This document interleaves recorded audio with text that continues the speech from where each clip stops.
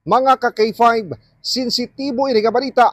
Isa ka 26 anyos ka babayi, ginaligar, ginbastos, kaginpuyayaw sa pampubliko nga lugar sa Banwa sa San Joaquin.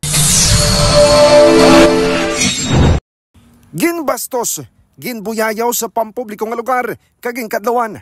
Ining naagyan sang 26 anyos ka babayi sa gawa sang isa ka convenience store sa Banwa sang San Joaquin. Ang ginareklamo among instructor sa kolehiyo kag nagapadalagan sang SB member sa nasambit ka Banwa. Sa eksklusibo nga interview sang K5 News Team sa tagreklamo, upod sinayang yang nobyo. Utod kag iban pa sa nagkadto sa convenience store para mamahaw sang kaagahon sang Abril 21. Apang sa nagwa sila, ginhambalan sa ni. Tuma naman ang koyanan nga nabatsagan sa babayi tungod ya ginhambalan ini sa din madamo sang tao sa balibot ang nagkinadlaw. Sa nakagawa ng manghod sini, ginpamangkot sa konya naglalain ini kag ginsugid ang hindi maayo nga pagtinaga sang lalaki. Ginpasulit kuntani sa SB member aspirant agud nga mapaathag ang iya bahin na pangkaangay nga nagpanginit pa ini. Hindi nyo ko kilala di sa San Joaquin, maisog na ginhambal sang lalaki suno sa tagreklamo. Ginsaway man sang tagreklamo ang manghod yung grupo sini nga hindi pagtandogon pang lalaki bangod mahimo. Babalikan pa sila sa riin kampante man ang mga ini sa CCTV sa convenience store mo man sa ila kuha nga video. Naglikaw na lang sila sa ulihi kag nagpauli. Apang may nagtawag sa ila nga magbalik sa area tungod may nagpangayo sang assistant sa mga kapulisan. Nagbalik ang mga ini sa riin ginpahayag liwat pa siya nga ginbuyayaw.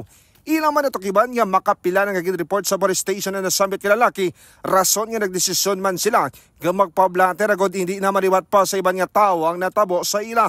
Ginaligar, nakainom sa makahulubong hinimnon ang nasambit nga lalaki.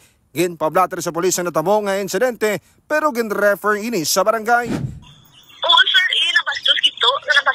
Yan kay syempre, bala niyo ko sa damo tao, bala ikaw mabalbal ka. Kag mga ka-K5, bukas naman ang estasyon sa K5 News sa Family Willow 88.7 FM sa bahin sa ginareklamo agad nga makapalayag sa iya nga bahin. Balita nagikan sa Banwa sang San Joaquin. Ako naman si ka-K5 Aaron Refoyo para sa Kampiyon na Balita. Serbisyo publiko kag kalingawan sa Iloilo, number 1 na kita, K5 News FM.